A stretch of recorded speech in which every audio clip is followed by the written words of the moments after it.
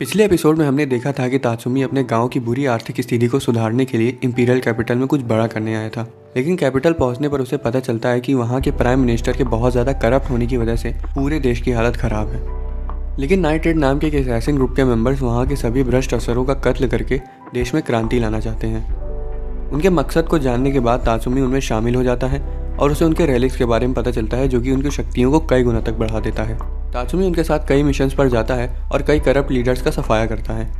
इतने सारे कत्ल की वजह से प्राइम मिनिस्टर अपनी सबसे ताकतवर ऑफिसर ईस्ट डेथ को नाइट रेड का सफाया करने को कहता है। एक मिशन के दौरान कैपिटल की एक सोल्जर सेरियो नाइट रेड की एक असैसिन शैले को मारने में सफल हो जाती है। अपनी एक माहिर असैसिन को खोने की वजह से सभी नाइट रेड के मेंबर्स बहुत दुखी हो जाते हैं और कैपिटल से बदला लेने की ठान लेते हैं। इस दौरान ईस्ट डेथ कैपिटल में वापस आ जाती है और प्राइम मिनिस्टर को अपनी जीत की खबर देती है और बोलती है कि अब वो नाइट रेड को पूरी तरह से तबाह करने के लिए तैयार है। प्राइम मिनिस्टर खुश होकर उससे पूछता है कि उसे अपनी उपलब्धियों के लिए क्या चाहिए, जिस पर वो सभी को हैरान करते हुए बोलती है कि वो किसी ऐसे को ढूंढ रही है जिसे वो खुलकर प्यार कर सके। इसके बाद वो अपने 3 साथियों को 3 अच्छे अफसरों को मारने को भेज देती है जो प्राइम मिनिस्टर के खिलाफ हैं, और उनके कत्ल का इल्जाम नाइट रेड पर लगाने के लिए उन पर नाइट रेड का निशान छोड़ने को कहती है। अगले दिन तात्सुमी शैले की मौत को लेकर दुखी होता है और सोचता है कि अकामे इतना शांत कैसे रह सकती है। लेकिन रात में जब वो अकामे से मिलता है तो वो खुद को रोक नहीं पाती और फूट फूट कर रोने लगती है। वो तात्सुमी को बताती कि उसे अपनी दोस्त की मौत का बहुत गहरा सदमा लगा है, लेकिन उसे अपनी भावनाओं को दबा कर रखना पड़ रहा है ताकि वो उसके मिशन पर बाधा न डालें। अगले दिन बॉस अच्छे अफसरों के कत्ल के बारे में सभी को बताती है और उनके अगले मिशन की जानकारी देती है। नजेंडा लियोन को कैपिटल में जाकर ईस्ट डेथ पर नजर रखने को कहती है और बोलती है कि तात्सुमी और बुलाट और लुबॉक और अकामे 2 टीम्स में बंटकर बचे हुए 2 अफसरों की सुरक्षा करेंगे जिन पर हमला होने की ज्यादा संभावनाएं हैं। उनका मिशन उन दुश्मनों को मारना होगा जो इन हत्याओं में नाइट रेड को फंसा रहे हैं। अगली सुबह तात्सुमी और बुलाट अफसर की सुरक्षा करने के लिए एक विशाल जहाज पर चढ़ जाते हैं, तो वहीं दूसरी तरफ अकामे और लुबॉक कैपिटल में रुक कर अपने ऑफिशियल पर नजर रखते हैं। अकामे दुआ करती है कि वो लोग सुरक्षित वापस आ जाएं, क्योंकि अब वो किसी और दोस्त को खोना नहीं चाहती थी। इस दौरान लियोन ईस्ट डेथ को ढूंढ लेती है और उसे मारने ही जा रही होती है, लेकिन अपने मिशन को ध्यान में रखते हुए वो पीछे हट जाती है। जहाज पर तात्सुमी घूमते हुए ऑफिशियल को देखता है जिसकी वो सुरक्षा कर रहा है और सोचता है कि इतनी भीड़ में उसे कोई कैसे मार पाएगा। वो थोड़ी देर आराम फरमाने की सोचता है, लेकिन बुलाट पारदर्शी हुए उसे मुक्का मारता है और बोलता है कि उसे अपने मिशन पर ध्यान देना चाहिए और एक अच्छा बॉडीगार्ड बनना चाहिए। तात्सुमी उसे पूछता है कि उसके पारदर्शी आर्मर उसके कितना काम आता है, जिस पर बुलाट उसे बताता है कि वो उसे तब से पहनता आ रहा है जब से वो इंपीरियल आर्मी में था और जब वो उनके लिए अपनी पूरी ताकत से लड़ा था, लेकिन अंत में उसका कोई फायदा नहीं हुआ क्योंकि उसके जनरल ने प्राइम मिनिस्टर को घूस नहीं दी थी, जिस वजह से उसे फंसा कर दोषी ठहरा दिया गया था। बुलाट ने अपनी तरफ से पूरी कोशिश करी, लेकिन जनरल को कैपिटल ले जाया गया और उसके बाद से उनकी मुलाकात कभी नहीं हुई। बाद में उन्होंने बुलाट पर भी आरोप लगाने शुरू कर दिए, जिसके बाद वो इनकर्शियों को चुरा कर वहाँ से भाग गया और भ्रष्ट सरकार से लड़ने के लिए नाइट रेड में शामिल हो गया। कहानी के खत्म होते ही इनकर्शियों की पारदर्शिता भी खत्म होने लगती है, जिस वजह से बुलाट बोलता है कि उसे थोड़ी देर के लिए आर्मर निकालना पड़ेगा, इसलिए वो तात्सुमी को डेक पर छोड़कर रिचार्ज करने अंदर चला जाता है। लंच ब्रेक के वक्त अचानक से वहाँ मौजूद सभी लोगों को बांसुरी की आवाज़ सुनाई देने लगती है और इससे सभी लोग गहरी नींद में चले जाते हैं। तात्सुमी को लगता है कि कुछ तो गलत हो रहा है, जिस वजह से वो बाहर ये देखने आ जाता है कि कहीं उन पर हमला तो नहीं हुआ है। ठीक तभी अंदर से देदारा नाम का आदमी, जो कि ईस्ट डेथ के 3 आदमियों में से एक है, बाहर आता है।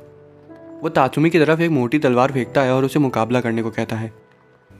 हर बार की तरह तात्सुमी बेवकूफ़ी करते हुए मुकाबला शुरू कर देता है और एक लंबी छलांग लगाते हुए उस पर तलवार से वार करता है, लेकिन देदारा अपनी कुल्हाड़ी से जोरदार वार करते हुए उसे पीछे हटने पर मजबूर कर देता है। उसके बाद वो अपनी एक कुल्हाड़ी तात्सुमी की ओर फेंकता है।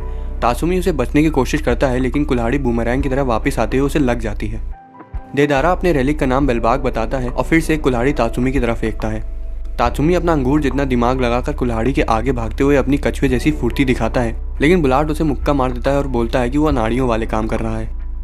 देदारा उससे पूछता है कि वो कौन है और उस पर बांसुरी का असर क्यों नहीं हुआ, जिस पर बुलाट बोलता है कि बांसुरी की धुन उसके मर्दाना तेज को चीर नहीं पाई। तभी वो उसके पैर पर लगे घाव को देखता है और समझ जाता है कि वो सिर्फ बातों के बताशे बना रहा है और उसने छलावे से निकलने के लिए अपने पैर पर चाकू भोंका है। बुलाट तात्सुमी को मुकाबले को ध्यान से देखने को कहता है और आर्मर पहनकर तैयार हो जाता है, लेकिन तभी ईस्ट डेथ के 3 आदमी उस पर एक साथ हमला कर देते हैं। तात्सुमी को लगता है कि बुलाट की तो लंका लगी, लेकिन बुलाट 2 आदमियों को लात मारकर देदारा को अपने भाले की मदद से बीच से काट देता है। तात्सुमी को समझ आ जाता है कि बुलाट बहुत ज़्यादा शक्तिशाली है और बुलाट उसे लड़ाई के दौरान अपने दिमाग खुला रखने की सलाह देता है। तभी एक आदमी अचानक से वहाँ आ जाता है और बुलाट का नाम लेते हुए उसकी ओर बढ़ने लगता है। वो खुद को जनरल लिवर बताता है, जिसके लिए बुलाट ने आर्मी में काम किया था और जिसे धोखे से कोर्ट ले जाया गया था। लिवर अपना रेलिक दिखाता है जिससे वो किसी भी तरल को काबू कर सकता है। वो कई सारे पानी के सांप बनाकर मुकाबला शुरू करते हुए बुलाट पर हमला करता है, लेकिन वो उनका डट कर सामना करता है और आसानी से उन्हें काट देता है। इस दौरान तात्सुमी बांसुरी वाले लड़के नाव से निपटता है। लिवर जोश में आ जाता है और बुलाट पर बीच हवा में ही पानी के सांपों से हमला करता है, लेकिन बुलाट उन्हें चीरते हुए अपने भाले से लिवर की ओर हमला करता है। नाव बीच में आकर बुलाट पर हमला करने की कोशिश करता है, लेकिन वो उसे लात मारकर उसकी जगह पर वापस भेज देता है। वो दोबारा से लिवर का सामना करता है, लेकिन तभी उसका इनकर्सिव निकल आता है और बुलाट देखता है कि लिवर ने भी अपना रेलिक ज़रूरत से ज़्यादा इस्तेमाल कर लिया है, जिस वजह से उन दोनों के बीच अब बराबरी की लड़ाई है। वो दोनों तलवारों से एक दूसरे से लड़ने लगते हैं, लेकिन बुलाट लिवर को काटने में कामयाब हो जाता है। लेकिन मरने से पहले लिवर अपना जहरीला खून बुलाट के शरीर में डाल देता है। अब ईश डेथ के दोनों आदमियों के मरने के बाद सिर्फ नाउ आखिरी बचा है, लेकिन बुलाट की हालत ठीक नहीं है और तात्सुमी उससे पहले ही एक बार हार चुका है। नाउ अपने रेलिक की छिपी हुई एबिलिटी का इस्तेमाल करता है और उसकी शक्तियों से एक पहलवान में बदल जाता है। तात्सुमी को जीतने का एक मौका देने के लिए बुलाट उसे इनकर्सियों की चाबी दे देता है, जिसे लेने के बाद तात्सुमी उसमें अपनी पूरी जी जान लगा देता है और आखिर में इनकर्सियो निकलकर उसके शरीर के नाप के हिसाब से खुद को ढाल लेता है। इनकर्सियो को पहनने के बाद तात्सुमी और नाव एक दूसरे की ओर मुक्का चलाते हैं और तात्सुमी उसका उसी एक बार में काम तमाम कर देता है। एक बार फिर से वो लोग अपना मिशन पूरा कर लेते हैं और 3 नए रेलिक्स बरामद करते हैं, लेकिन अपने एक होनहार साथी बुलाट को खो बैठते हैं।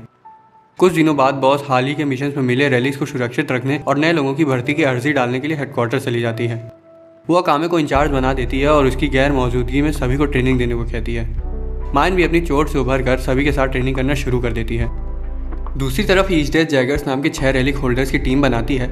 उसके नए ग्रुप में एक गाँव का लड़का वेव, जिसने इंपीरियल नेवी में कई साल काम किया है और वो बिल्कुल तात्सुमी के जुड़वा भाई की तरह लगता है। कुरुम, जो कि अकामे की छोटी बहन है, ये दिमागी मरीज सेरियो, ये आदमी डॉक्टर स्टाइलिस, ये पहलवान बुल और खुद को 30 माह खान समझने वाला रन है। अपना परिचय देने के बाद सभी बैठ जाते हैं और ईश डेथ उन्हें बताती है कि पहले तो वो किसी ऐसे को ढूंढ रही है जिसके साथ वो प्यार में गिर सके, और दूसरा वो शैले से मिली कैची के साथ फिट बैठने वाले आदमी की भी तलाश कर रही है। एक योग्य योद्धा ढूंढने के लिए वो लोग शहर में मार्शल आर्ट टूर्नामेंट रखने का फैसला करते हैं। इधर कैपिटल में तात्सुमी लुबाक की दुकान में चला जाता है, जिसके तय खाने में उनका सीक्रेट बेस है। तात्सुमी उससे और लियोन से ईश डेथ के बारे में जानकारी लेता है और पूछता है कि हर कोई उससे इतना क्यों डरता है, जिस पर वो उसे उसके लड़ने के भयानक तरीके और खूंखार अंदाज के बारे में बताते हैं। उसके बाद लुबाक तात्सुमी से कहता है कि अगर उसे ईश डेथ को नज़दीक से देखना है तो वो टूर्नामेंट में भाग ले सकता है, और अगर वो जीत गया तो मिले हुए पैसों को अपने गाँव भेज सकता है। तात्सुमी को इसमें अपना कोई नुकसान नहीं दिखाई देता है, इसलिए वो टूर्नामेंट में अपना नाम दर्ज करवा लेता है। टूर्नामेंट के दिन तात्सुमी अपने अपोनेंट को एक एक करके आसानी से हराने लगता है और अपनी मुस्कुराहट बरकरार रखता है। यहाँ हमें पता चलता है कि ईश डेथ एक ऐसे ही ताकतवर युवक को ढूंढ रही है जिसे वो अपने काबू में रख सके और साथ ही जिसकी मुस्कुराहट मासूम हो। कहीं ना कहीं तात्सुमी पूरी तरह से इन मानदंडों पर फिट बैठ रहा था, जिस वजह से ईश डेथ को उससे पहली नज़र में प्यार हो जाता है। वो अपनी जगह से कूद कर नीचे आ जाती है और तात्सुमी से बोलती है कि उसकी जीत का इनाम वो उसे निजी तौर पर खुद देगी, और इतना कहकर वो तात्सुमी के गले पर पट्टा लगाकर उसे खुलेआम सभी के सामने किडनैप करके ले जाती है। बेस पर हर कोई तात्सुमी को किसी तरह बचाने और अपने बेस को आगे पहाड़ों में ले जाने की योजना बनाने का फैसला करते हैं। ईश डेथ तात्सुमी को अपने साथ एक मिशन पर ले जाती है और जैगर्स को दुश्मनों को हराते हुए देखने को कहती है। वो बोलती है कि वो जैगर्स के बैकअप के लिए और वो खुद पर्सनली उसे ट्रेनिंग देगी। तात्सुमी सोचता है कि वो इस मौके का फ़ायदा उठाकर ईश डेथ को अपनी तरफ कर सकता है, लेकिन साथ ही उसे उसकी शक्तियों का भी डर था। रात में वो उसके रूम में उसे समझाने की कोशिश करता है, लेकिन ईश डेथ का मानना था कि हर बार सबसे ताकतवर की ही जीत होती है, जिस वजह से उसका नाइट ट्रेन में शामिल होने का कोई इरादा नहीं है। ये सुनकर तात्सुमी को बहुत तेज़ गुस्सा आता है और वो उसके साथ समय बिताने से मना कर देता है। उसके बाद वो तात्सुमी को बांध देती है और यूनिट के सभी लोगों से पूछती है कि क्या किसी को प्यार का कोई अनुभव है। आश्चर्य से बुल की शादी को हुए 6 साल हो चुके थे और वो उसे बताता है कि दृढ़ संकल्प बहुत ज़रूरी है, और यहाँ तक कि उसे भी पहले 2 बार रिजेक्ट कर दिया गया था। ईश डेथ उसकी बताई हर चीज़ लिख लेती है और तात्सुमी को पाने का फैसला कर लेती है। अगले दिन तात्सुमी ग्रुप के बचे हुए लोगों का परिचय लेते हुए उनसे बातचीत करता है और उनके बैकग्राउंड के बारे में पता लगाता है, जिसमें उसे ये भी पता चलता है कि कुरुम अकामे की छोटी बहन है। उसके बाद उसे शिकार करने का मिशन सौंप दिया जाता है और वेव के साथ उसकी जोड़ी बना दी जाती है। रास्ते में वेव से बातें करते हुए उसे पता चलता है कि वो असल में एक अच्छा लड़का है, बस उसे लगता है कि वो इंपीरियल आर्मी में रहकर इंसाफ के लिए लड़ रहा है।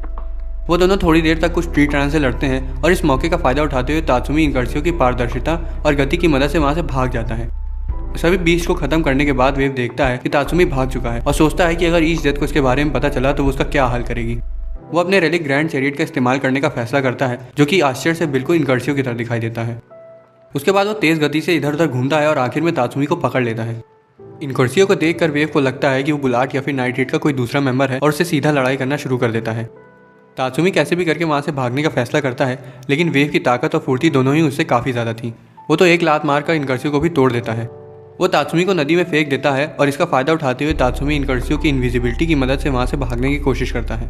वेव को लगता है कि वो भाग चुका है, जिस वजह से वो उसे आगे ढूंढने चला जाता है।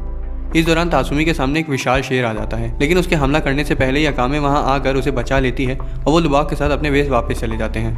बेस पर वापस आकर तात्सुमी उन्हें जैगर्स के रेलिक, उनकी खूबियों और उसे जो कुछ भी वहाँ रहने के दौरान पता चला सब कुछ बताता है।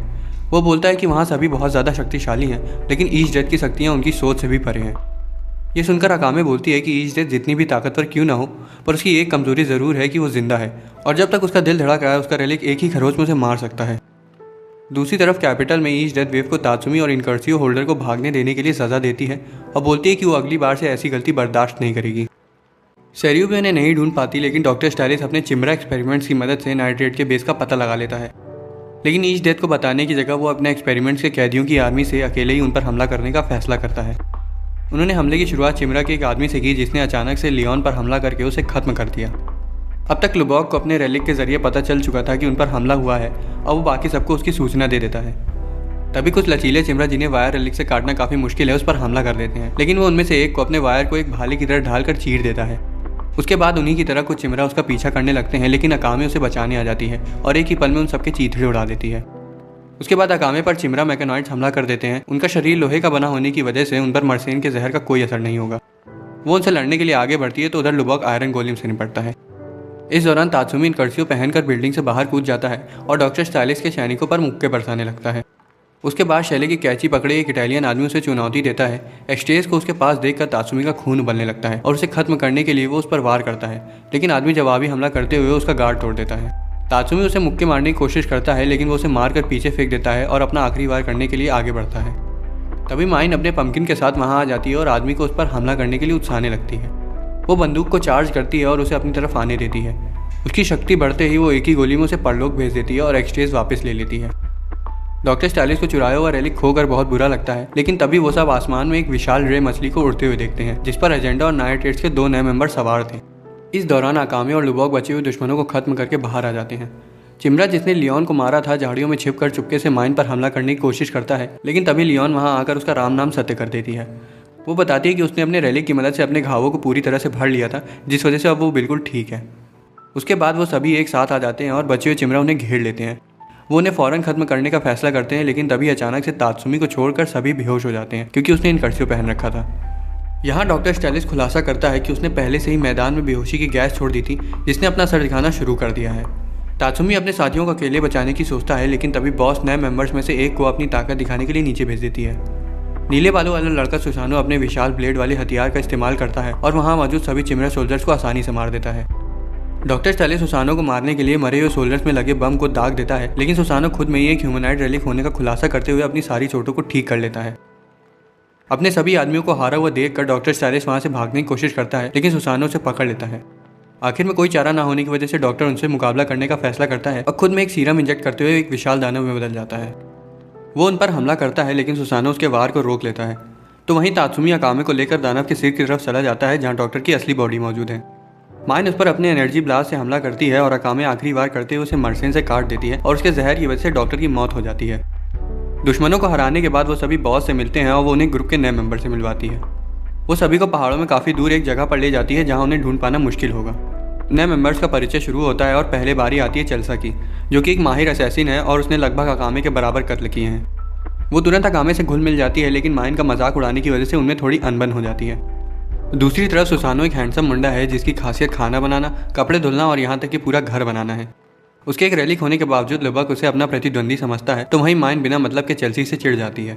कैपिटल पर सेरियो डॉक्टर की मौत का शोक मना रही होती है, क्योंकि ऑगर के बाद वो उसे ही अपना मास्टर मानती थी, लेकिन ईस्ट डेथ उसे संतावना देते हुए उसकी ज़िंदगी अपने लिए समर्पित करवा लेती है। वेव कुरम के साथ चलते हुए उसे बताता है कि वो एक मर्द का कर्तव्य निभाने के लिए सेरियो को खुश करेगा, लेकिन जब वो ईस्ट डेथ और सेरियो को गले लगते हुए देखता है तो उसे लगता है कि अब बहुत देर हो चुकी है। नाइट 8 के अपने नए बेस में बॉस उन्हें बताती है कि उनकी आखिरी लड़ाई नज़दीक आ रही है, इसलिए वो अगला महीना परीक्षण और अपने कौशल को बढ़ाने में बिताएंगे। पूरा महीना ट्रेनिंग के बाद वो सभी ज़्यादा शक्तिशाली महसूस करते हैं और तात्सुमी इनकर्सियो के भाले को भी इस्तेमाल करना सीख गया है। यहाँ पता चलता है कि सुसानो अपने पिछले मास्टर के मरने के बाद निष्क्रिय पड़ा हुआ था, लेकिन बॉस को देखने के बाद वो उनके साथ चलने का फैसला कर लेता है, क्योंकि वो बिल्कुल उसके पुराने मास्टर की तरह दिखती थी। हमें यह भी पता चलता है कि चेल्सी का रेलिक उसका मेकअप किट है, जिससे वो अपने रूप और कद को पूरी तरह से बदल सकती है और किसी भी जीवित चीज़ का रूप ले सकती है। ट्रेनिंग खत्म होने के बाद चेल्सी उनसे बोलती है कि वो सभी अच्छे फाइटर्स हैं, लेकिन उनके मरे हुए मेंबर्स जितने ताकतवर नहीं है, इसलिए उन्हें अपनी कमर कस लेनी चाहिए। ये सुनकर तात्सुमी लुबा को माइन को गुस्सा आ जाता है, क्योंकि उन्हें लगता है कि वो शैली और बुलार्ड की बेइज्जती कर रही है, इसलिए वो उसके साथ बदमाशी करने की योजना बनाते हैं। पहले तो तात्सुमी और लुबा उस पर नहाते वक्त पानी की बाल्टी डालने की सोचते हैं और उसे शर्मिंदा होते हुए देखना चाहते हैं, लेकिन असल में तो लुबा का सिर्फ ताका झाकी करने का इरादा था, इसलिए वो तात्सुमी को इन कर्सियों की इनविजिबिलिटी में अंदर भेज देता है। लेकिन अंदर पहुंचते ही अचानक से चेल्सी की जगह सुसानो पानी से बाहर आता है और बोलता है कि भले ही वो उसे देख नहीं सकता, लेकिन उसकी मौजूदगी को महसूस कर सकता है। तात्सुमी को समझ आ जाता है कि उसका प्लान अब काम नहीं करने वाला, इसलिए वो इन कर्सियों को उतार देता है। अचानक से सुसानो फिर से चेल्सी में बदल जाता है और वो उसे बताती है कि वो उसकी मौजूदगी को नज़दीक आते हुए पहले से महसूस कर चुकी थी, इसलिए उल्टा उसने उसी के साथ प्रैंक कर दिया। वो उसे बताती है कि उसकी पुरानी टीम में वो अकेली ही बची थी और बाकी सब मारे गए थे, जिस वजह से अब वो और किसी को नहीं खोना चाहती है, इसलिए उसने उनसे अपनी कमर कसने को कहा। ये सुनकर तात्सुमी को अपनी गलती महसूस हो जाती है और वो उसे माफ़ी मांगता है और वहाँ से चला जाता है। लेकिन उसके जाने से पहले वो उसे चेतावनी देते हुए बोलती है कि अगर उसने अगली बार ताका झाकी करी तो वो उसका बैंगन काट देगी और अखरोट उबाल देगी।